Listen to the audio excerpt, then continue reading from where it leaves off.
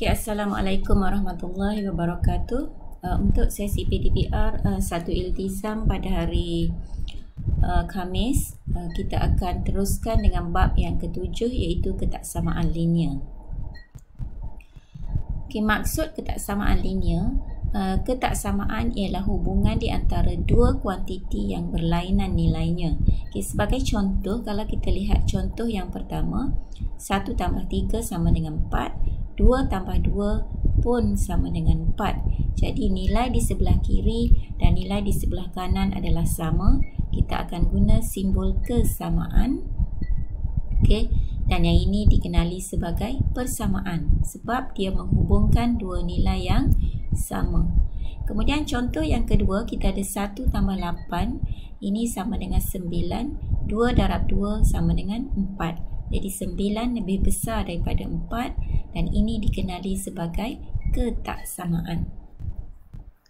Okey, ketaksamaan ialah hubungan di antara dua kuantiti yang berlainan nilainya.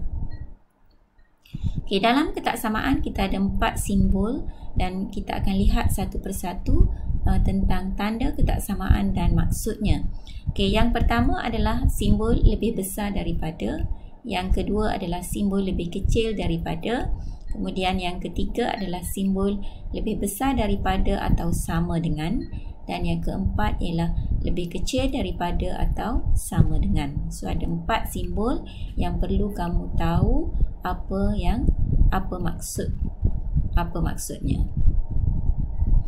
Okay, sebagai contoh, isi petak kosong di bawah dengan simbol lebih kecil atau lebih besar. Okey, yang pertama 5 dengan 16. Okey, jadi 5 adalah lebih kecil daripada 16. Sebenarnya ketaksamaan ini boleh dibaca dalam dua arah. Kalau kita baca daripada kiri, 5 lebih kecil daripada 16. Kalau kita baca daripada kanan, 16 lebih besar daripada 5. Okey, so simbol ini bahagian yang runcing ini menghadap nombor yang lebih kecil dan bahagian mulut yang terbuka ini menghadap nombor yang lebih besar. Okey, yang kedua kita ada negatif 2 dengan negatif 7. Negatif 2 lagi besar daripada negatif 7, jadi negatif 2 perlu menghadap bahagian bukaan yang besar. Okey, negatif 2 lebih besar daripada negatif 7. Yang ketiga, negatif 3 dan kosong. Negatif 3 lebih kecil daripada kosong. Jadi dia menghadap bahagian bucu yang runcing. Yang kedua, bahagian yang kedua dalam ketaksamaan linear ialah macam mana kita ingin mewakilkan ketaksamaan linear menggunakan garis nombor. Okey, sebagai contoh, kita ada soalan dia, wakilkan setiap ketaksamaan berikut pada garis nombor yang berasingan. A, Y lebih besar daripada 10. Okey, so kita ada satu garis nombor dan kita ada bila awak lukis garis nombor, pastikan setiap senggatan dia sama besar. Okey, tak boleh macam yang ini besar tiba-tiba jadi kecil dan besar balik. Okey, pastikan awak lukis garis nombor dalam senggatan yang sama saiz. Kemudian kita ada nombor-nombor pada garis nombor. Okey, Y lebih besar daripada 10, kita akan guna simbol satu bulatan kecil dan lebih besar bermaksud arah ke kanan. Okey, so yang diwakili oleh anak panah yang berwarna merah ini adalah Y lebih besar daripada 10. Okey, soalan yang kedua, M lebih kecil daripada negatif 6. So kita lukis satu garis nombor dan kita letakkan nombor-nombor yang bersesuaian. Lebih kecil daripada negatif 6. So ada satu simbol bulatan kecil dan lebih kecil bermaksud dia akan mengambil arah di sebelah kiri. Okey, M lebih kecil daripada negatif 6. Okey, soalan yang ketiga, X lebih besar daripada negatif 2 dan ada simbol lebih besar atau sama dengan. Okey, ini adalah lebih besar atau sama dengan. Okey, bila ada simbol sama dengan, kita perlu guna satu bulatan yang diwarnakan penuh hitam macam tu. Okey, itu beza. Yang ini maksudnya tidak termasuk, yang ini maksudnya termasuk nombor tersebut. Okey, so kita akan guna bulatan penuh yang berwarna hitam, lebih besar bermaksud arah ke kanan. Okey, X lebih besar daripada negatif 2. Okey, so kamu boleh nampak beza apabila kita ada simbol sama dengan. Okey, dan yang terakhir, X lebih kecil atau sama dengan 8. Okey, sama juga kita akan guna bulatan penuh sebab ada tanda sama dengan. Okey, bulatan penuh pada nombor 8 lebih kecil membawa maksud arah ke kiri. Okey, X lebih kecil atau sama dengan 8. Okey, seterusnya kita akan masuk kepada yang lebih penting iaitu menyelesaikan ketaksamaan linear. Okey, untuk ini kita akan pergi ke OneNote supaya lebih jelas penerangan dia. Okey, ini soalan yang pertama. Selesaikan ketaksamaan linear di bawah. X tambah 2 lebih besar daripada 8. Okey, cara dia lebih kurang sama dengan penyelesaian persamaan linear, di mana kita akan bawa positif 2 ini ke kanan. So, dia jadi X lebih besar daripada 8 tolak 2. X lebih besar daripada 6. Okey, 1 markah. Itu cara dia, lebih kurang sama dengan persamaan linear. Okey, soalan yang kedua.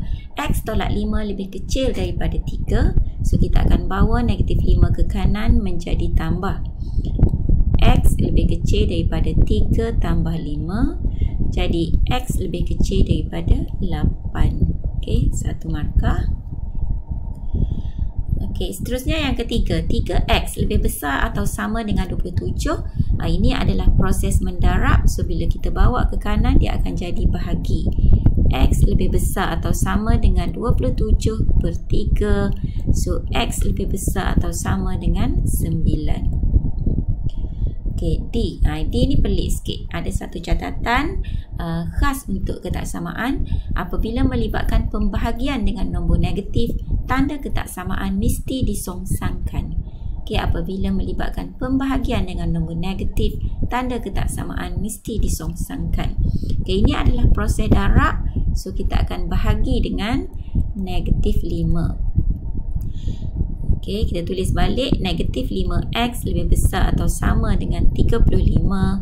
X lebih kecil atau sama dengan 35 bahagi dengan negatif 5.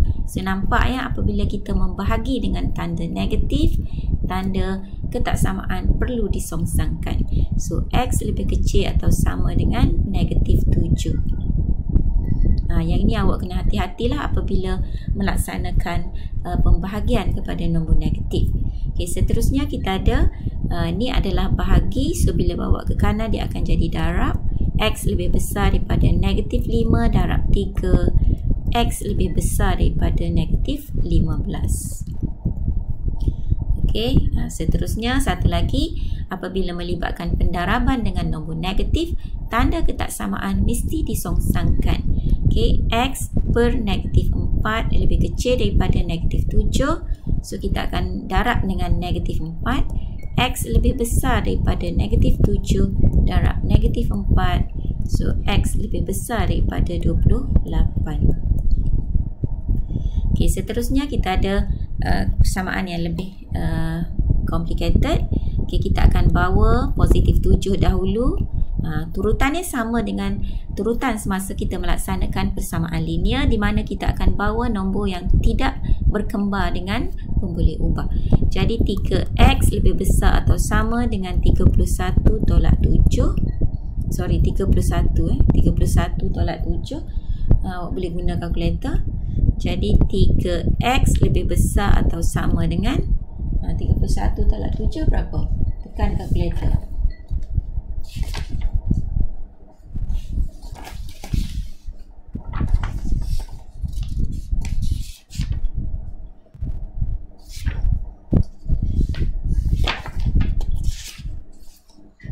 Okey, kamu boleh tekan kalkulator lah. 31 tolak 7.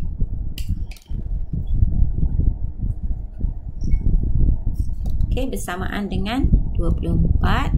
Jadi, X lebih besar atau sama dengan 24 bahagi 3. X lebih besar atau sama dengan 8. So, proses dia mesti step by step.